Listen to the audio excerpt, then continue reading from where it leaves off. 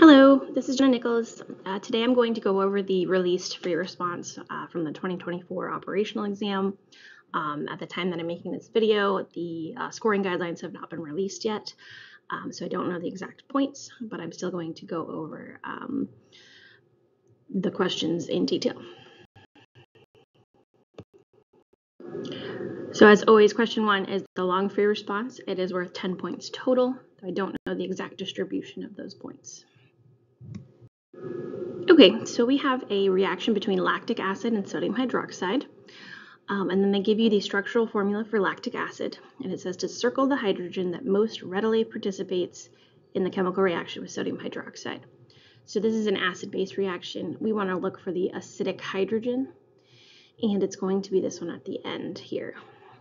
When you have a carboxylic acid like this, it's always that hydrogen off the end that is the acidic hydrogen. Now for part B, the student begins the experiment by dissolving 10.22 grams of sodium hydroxide in enough water to produce 500 milliliters of solution. Calculate the molarity. So pretty much always when you see grams, you want to convert grams to moles using that molar mass, grams per mole. And when you multiply there, you get 0.2555 moles. That's 4 sig figs. Then to get the molarity, you want to divide by the liters. So that's 0.500 liters. And so we get the molarity is 0.511 molar for our solution. Now the student uses sodium hydroxide solution from part B, a burette pH meter, 100 milliliter Erlenmeyer flask, titrates a 25 ml sample of the lactic acid solution. They give us the titration curve, use the information to determine the pKa. pKa is always determined from the half equivalence point. So if equivalence point is at 16, half equivalence is at 8, and it's just about at 4. You could have probably estimated maybe 3.9. But as long as you're really close, you should have gotten the point. Now for part D, it says the preceding diagram represents the relative amounts of major species in a sample of the solution in the flask at one point during the titration. And then note that water molecules are omitted. So it looks like we have some of the acid still present, and we have a little bit of the conjugate base, but not as much conjugate base as we do acid. Now, if you remember, at half equivalence point, these two would be equal. The acid and the conjugate base are equal. So it must be somewhere before the half equivalence point. And since it looks like it's a 2-to-1 ratio, twice as many of the acid compared to the conjugate base, I'm going to say it's about at 4 here. So again, it's before the half equivalence point because I have a larger concentration of acid present than the conjugate base. So that would be your justification. Okay, the student then repeats the experiment but uses a solution of sodium hydroxide with twice the concentration, as shown in the preceding table. On the following graph, draw the titration curve that would be expected for experiment 2. So again, twice the concentration because you have the same volume but twice the grams. So that means your acid is still the same, right? You have the same moles of acid. You're just going to reach you're just going to reach equivalence point faster than you would with the original titration. So instead of taking 16 milliliters of the lower concentration solution, it's only going to take 8 milliliters of that higher concentration solution. But the pH at equivalence point will still be just about the same. So we want to make sure that that point is intact. And then the half equivalence point should be about the same, but shifted so that it's at 4 now. So it's like this. You still want it to start at the same pH to begin with because your acid solution isn't changing, and then it's reaching equivalence point at half the volume, and the pH at equivalence point is still roughly the same. So those are the kinds of things that they're probably looking for when you're drawing your own titration curve for this one. Now, in a third experiment, the student investigates the enthalpy of the reaction. They combine 100 milliliters of a 0.5 molar lactic acid at 20 degrees with 100 milliliters of 0.5 molar sodium hydroxide, also at 20 degrees. The final temperature is 23.2, and notice it says combined solution.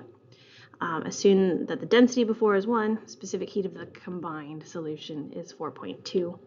So they were really trying to get you to notice that they're saying combined. It's Q equals MC delta T because it's a calorimetry experiment.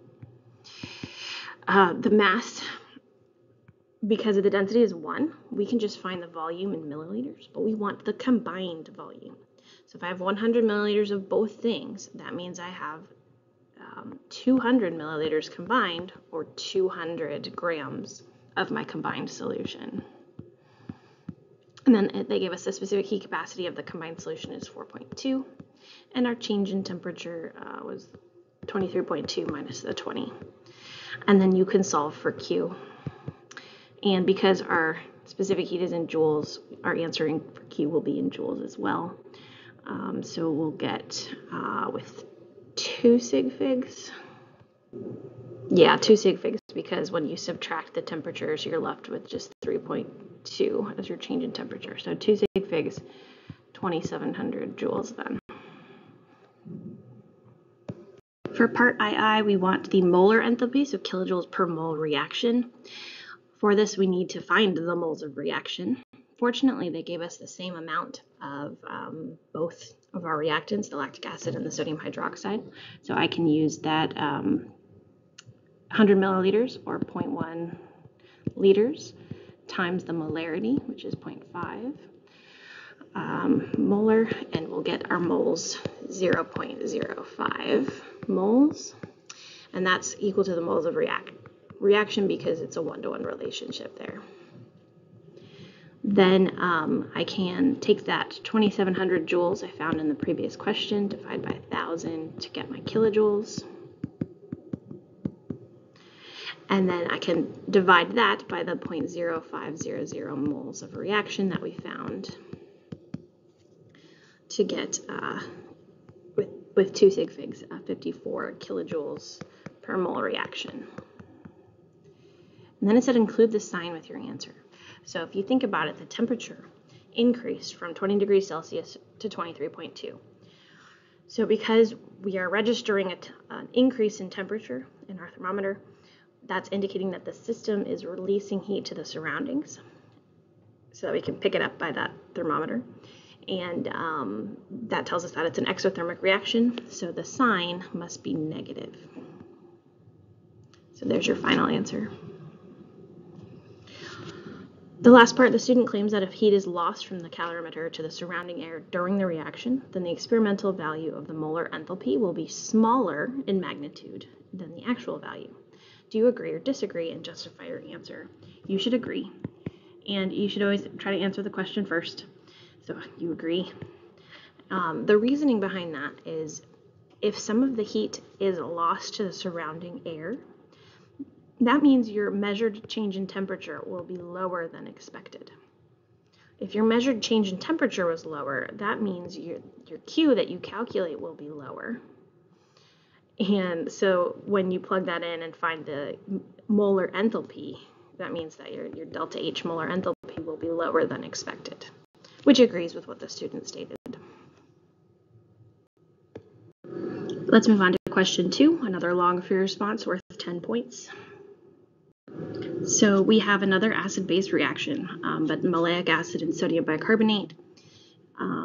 It produces carbon dioxide and sodium maleate, as represented by the following equation. The student combines equal masses of the two with sufficient water at 20 degrees Celsius. They determine that this many moles of carbon dioxide are produced after it goes to completion. Calculate the grams of carbon dioxide produced. So I just need to change moles to grams using the molar mass, which for carbon dioxide is 44. And so then when you multiply, you get 0.502 grams of carbon dioxide. Now for part 2 there, the carbon dioxide produced at 20 degrees Celsius was collected and found to have a pressure of 1.25 atm. Calculate the volume in liters. This is a Pivnert question. Pressure is 1.25. Volume is what we're looking for. The moles they gave us before, 0.0114. R is the gas constant, 0.08206. And our temperature in Kelvin is 293. You need to make sure that's in Kelvin. And so then when you solve for the volume, I'm going to sneak it in up here, to 3 sig figs, you get 0.219 liters. So the student performs a second experiment. It's identical to the first, except the student grinds the chunks of the acid and base into powder before combining the powder with water. What happens to the surface area of the reactants when the student grinds the chunks into powder? So the surface area increases. They didn't say to explain, so you can just write increases. Part 2, the rate determining step for the overall reaction is the dissolving of the solids. So it takes time for them to dissolve into that water. Would the time required for dissolving in the second experiment be longer than, shorter than, or the same as required in the first experiment? It should be shorter. Always answer the question first. Shorter than. This is because they have increased surface area.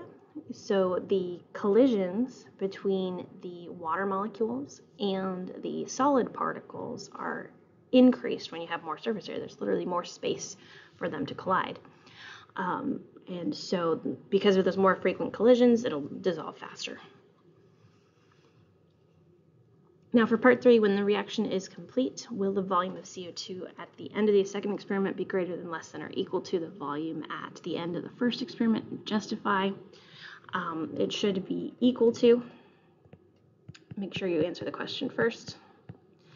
And that's because you have the same masses of the acid and base, and it is going to completion. They told us that earlier, and so because you have the same amount, same moles, you're going to wind up with the same amount of products being formed.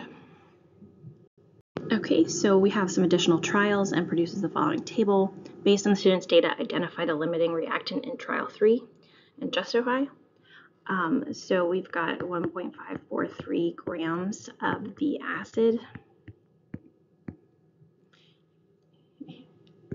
And when you calculate the molar mass there, you get just about 116 grams per mole. And then if you go back to the original balanced chemical equation, there is only one of these acids molecules for every reaction. I'm going to use the carbon dioxide as our product because we've already kind of talked about that, but it doesn't matter which product you choose. So there are 2 carbon dioxides in that reaction, so I will get 0.0266 moles of CO2 produced.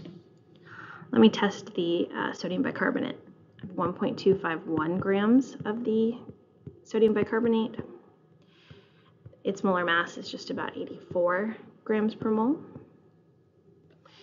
And there are 2 of the sodium bicarbonates for every 1 reaction. So, and there's 2 carbon dioxides for every 1 reaction. So when I calculate that out, I get 0.0149 moles of CO2 produced. So that means because it's less carbon dioxide can be produced, that the sodium hydrogen carbonate or sodium bicarbonate is your limiting reactant. The math itself is probably not enough. You would need a statement at the end saying the NaHCO3 is the limiting because it produces less, or it can produce less product than the acid. So make sure that you explain that. I'm not going to write it all out. So the reaction has a value of delta S that is greater than 0, so we're increasing in entropy. Using particle lever, reasonably explain why the entropy increases. So on your reactant side, you have 3 aqueous reactants. And then on your product side, you have 1 aqueous thing you have 2 liquid things and 2 gaseous things, counting using the coefficients. So the products have more potential arrangements or more microstates than the reactants do, especially because of those 2 moles of gaseous products. So that would explain why the entropy goes from a lower value to a higher value, because the products can form more potential arrangements than the reactants. Now the student notices that the temperature decreases as the reaction takes place and correctly determines that the reaction is endothermic. The student claims the reaction is thermodynamically favorable at all temperatures because delta S is greater than 0 and the reaction is endothermic. Do you agree or disagree? Justify. You should disagree. And the equation that we're looking for is delta G equals delta H minus T delta S. So because delta S is positive, that's good, but delta H is also positive. So there are certain temperatures where, like certain low temperatures, where this term is not enough to overpower the enthalpy. Because this one must be higher, the T delta S must be a larger magnitude than the delta H in order to make delta G negative overall. And you probably should explain that in similar questions in the past. They usually are expecting you to A, answer the question, that you disagree. Delta G needs to be negative for it to be thermodynamically favorable. And then you need to use the equation to justify using the values for delta H and delta S. Okay, the student investigates the acid-base behavior of the acid. The student notes that it is a diprotic, so 2 acidic protons. And they gave you the 2 dissociation reactions and the 2 values of Ka. Calculate the pKa2 value for this ion here. And so pKa is just the negative log of the Ka, so I'm going to plug that in, 8.5 times 10 to the negative 7, and you should get that the pKa is 6.07. And then for part G, a buffer solution with a pH of 7 is prepared using this conjugate base and this acid together, which is why they wanted you to find the pKa for Ka2 because of this follow-up question. Calculate the ratio of the base to acid in this solution. So we need to use the Henderson-Hasselbalch equation. pH equals pKa plus the log of the base over the acid. So effectively, this fraction here is going to be what we're looking for. So if I have pH of 7, our pKa is 6.07 plus the log of x. And effectively, you're going to solve for x. So when you subtract there, you get 0.93 equals log of x, and then you would do 10 to the 0.93, and you'll get the value of x is 8.5. And so that's larger than 1. You're definitely going to have more of your base, which makes sense because your pH is higher than the pKa. Okay, next we have question 3. It's our last of the long free response questions, worth 10 points total. So sterling silver is an alloy that's commonly used to make jewelry, 92.5% silver, 7.5% other metals such as copper. Over time, the alloy can form a tarnish of the silver sulfide there when it reacts with hydrogen sulfide. What are the oxidation numbers of the solid silver and the Ag2S in that reaction? So silver here, solid silver is by itself in its standard state. It's going to be an oxidation number of 0. And then for Ag2S, you need to use the charge because this is an ionic compound. So the individual monatomic ions will have the same oxidation number as their charge. So sulfur is -2, and silver, because there's 2 of them, there needs to have a charge of +2 to cancel that out. So because there are 2 of them, though, each one has a +1 oxidation state. All right, so now we have the atomic radii for silver and copper. Silver is slightly larger than the copper there. Explain why sterling silver is better classified as a substitutional alloy than as an interstitial alloy. I'm gonna very briefly draw. So imagine those are your metal atoms. An interstitial alloy would stick the other metal in between.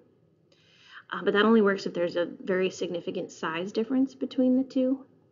So because copper and silver are pretty close in size, it's going to be a substitutional alloy. So, the copper is going to take the place of some of those silver atoms.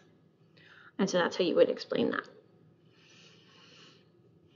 Now for part 2, using principles of atomic structure and Coulomb's law, explain why silver has a larger atomic radius than copper.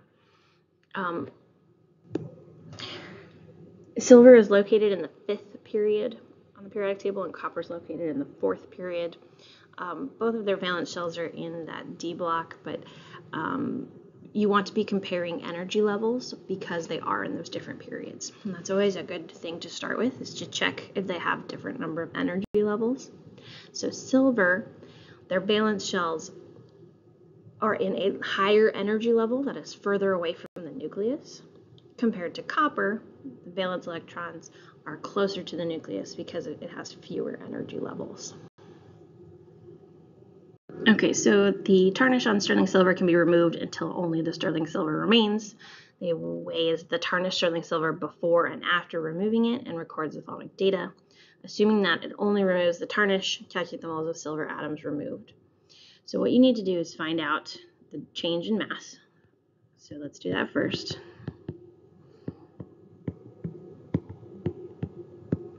And you get 10.27 grams.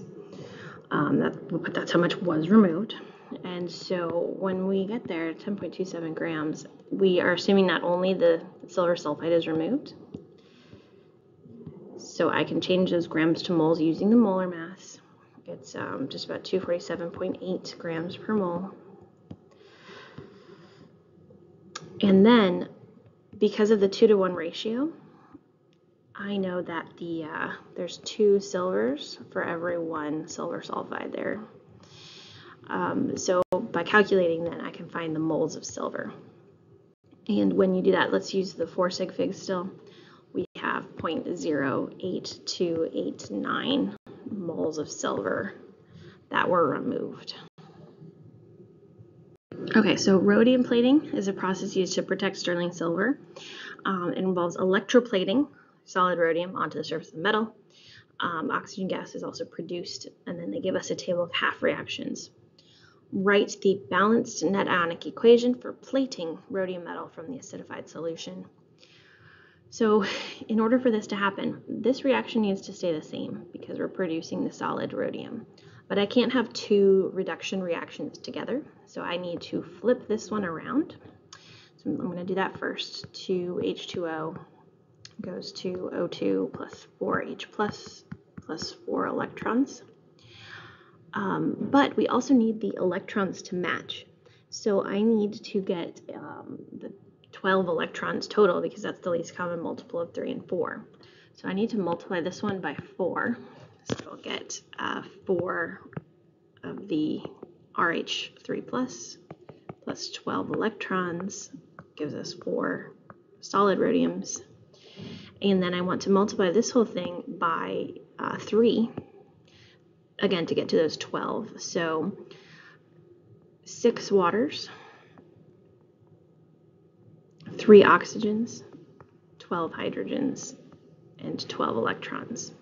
Now that I have the electrons matching, I can cancel those out and write the full equation there. 4 RH3 plus 6 waters yields 4 of the RH solid plus 3O2 plus 12H plus, and there's my balanced overall reaction. Now we need to calculate the value of E cell for the reaction that we did here. So because we flipped this second one, I need to change that to negative. So I have my original positive 0.8 plus, now it's going to be negative 1.23 because that one is being oxidized. So when I put that together, I get negative 0.43 volts. Remember that even though we multiply the reactions to make the electrons match, we do not multiply the reduction potentials. All right, and then for part 3, based on your answer to part D, explain why this process requires the use of an external power source. So make sure that you reference your answer to part DII. So because E cell is negative, that means delta G is positive, so it's not thermodynamically favorable, and it requires a power source providing at least 0.43 volts in order for that reaction to happen. So again, it requires an input of energy to get the reaction to go. Now, the last part of this question, we want to calculate the time in seconds required to plate 2.8 grams of solid rhodium onto a piece of sterling silver if this many amps. And actually, it's interesting that they gave it in coulombs per second instead of just saying amps, but it's the same thing. So I want to go ahead and change the grams of rhodium to moles. Its molar mass is 102.91 grams. And then be careful here because we just have 1 of the rhodium. You need to go back to that reduction potential chart and just look at the reaction before you multiplied it. For every 1 rhodium, there were 3 electrons. You could have used, I guess, the final balanced equation and said instead that for every 4 rhodium atoms, there are 12 electrons. You'll get the same answer. I think it's a little more straightforward to look at the original data table. So 3 to 1. Then we can use Faraday's constant. So 96,485 coulombs per mole of electrons. So we needed the electrons here because of Faraday's constant. So electrons, moles, rhodium, grams. So now we would have coulombs. I'm going to go ahead and combine it with the amps here. So it's all in one step. The 2 coulombs per second. So we can get seconds as our final answer. And it looks like we just have 2 sig figs from our mass, so 3,900 seconds. Question 4 is the first of our short free response. It's worth 4 points total. Okay, so we're doing an experiment to determine the specific heat capacity of a metal. Places a cube of the metal in boiling water, so its temperature will be 100. The student then moves the metal cube into a calorimeter that contains water and records the highest temperature of the water. A data table and a diagram of the thermometer at the highest temperature are shown. Should the student report as the highest temperature? So we always want to estimate in between the lines. I know for sure that it's 38 point something because it's between the 38 and 39 lines. So I'm going to estimate that it is 38.5 degrees Celsius. So now we have a particle representation of water molecules in the calorimeter before and after the metal cube was added. The length of the arrows in the before represents the speed of the water molecules in the system. In the after, draw an arrow for each of them to indicate how the speed changes. So that the metal will transfer some of its heat energy to the water molecules, so you should draw bigger arrows. Make sure they are obviously bigger. And that's all for that one. Okay, so assuming the metal transfers this many joules to the water, calculate the specific heat of the metal in joules per gram Celsius. So I need to go ahead and use Q equals MC delta T, where the 2,940 joules is my Q. You'll have to go back up to the data table. The mass is 98.1 grams. C is what we're looking for.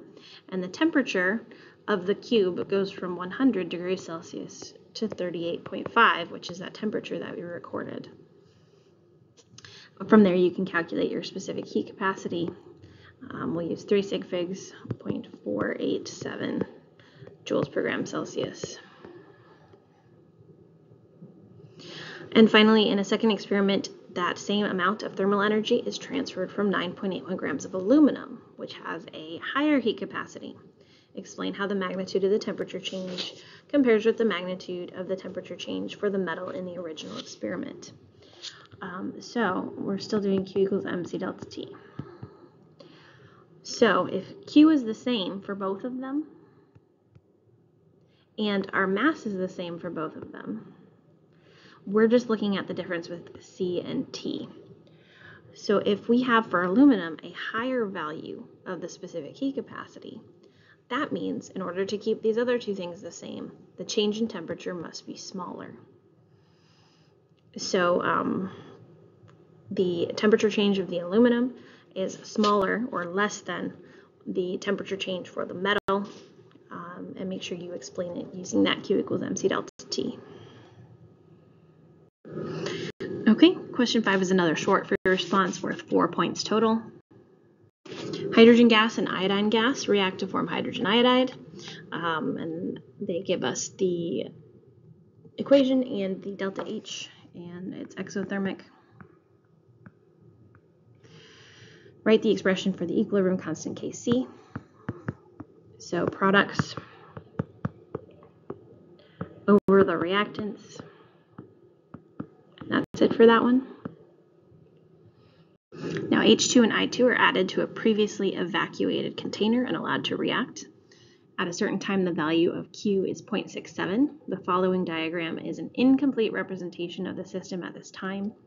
The diagram shows the relative number of H2 and I2, but the HI molecules are not included. You need to draw the number of HI molecules needed to complete the diagram so that it accurately represents the system. So remember the expression for Q is the same as for K. So it will be HI squared over H2 and I2. And they're all in the same container. So instead of doing molarity, I can just count these as moles because they have the same volume. So Q is 0.67. I can solve for X numbers of HI if I have 3 of the H2 molecules and 2 of the HI molecules. I'm sorry, 2 of the iodine atoms. When I solve for X, I get 2, which is nice. So I'm going to draw in 2 of the HI molecules. As long as they're spread out, you should be good. Okay, the student monitors the number of moles over time, hypothesize an experimental change that could have been applied to the system in the rigid container at time t to result in the change in moles shown in the graph. Assume the student did not add more HI. So our reaction was H2 plus I2 yields 2 HI, and it was exothermic. So the heat is on the product side because they told us that the delta H was negative. So if I'm creating suddenly more HI, that means it's going to shift to the product side. So what you could do is, because of this temperature difference or because of the heat change for that reaction, you can decrease the temperature. By decreasing the temperature, since it's exothermic, it's going to shift it towards the products. You could have also increased the limiting reactant, whichever that one is, because if you were to increase the limiting reactant, that could shift it towards the products as well. I think temperature is probably the more obvious experimental change that you could have made. Okay, so after equilibrium is established, the mixture is transferred to a larger container at constant temperature. So a couple things noticing here. Larger container, so increased volume, constant temperature. So K is the same as it was before. Now it says, would the number of moles of HI increase, decrease, or remain the same? Don't forget the balanced chemical equation.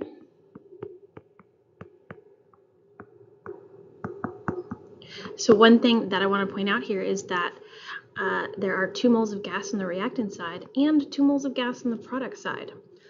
That's why changing the pressure didn't result in the change that you saw in part 2. It's also part of the reason why you don't see a change here. So if I increase the volume, I wind up decreasing the pressure. If you decrease the pressure, you're going to shift to the side with more moles of gas, according to Le Chatelier's principle, but they have the same moles of gas on both sides. So there will be no change in the number of moles of HI.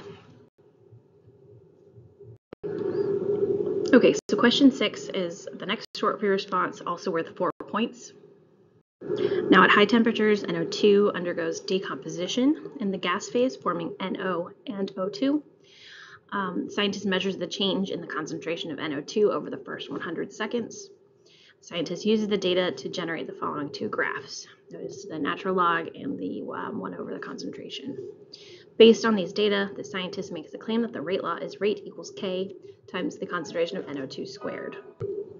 So now we need to explain how the graphs indicate that the reaction is second order. And so you can say that because the graph for the 1 over concentration versus time is a straight line directly proportional between the time and the 1 over concentration, that tells us that is a second order reaction in respect to NO2. I'm going to rewrite the balanced equation here really quick.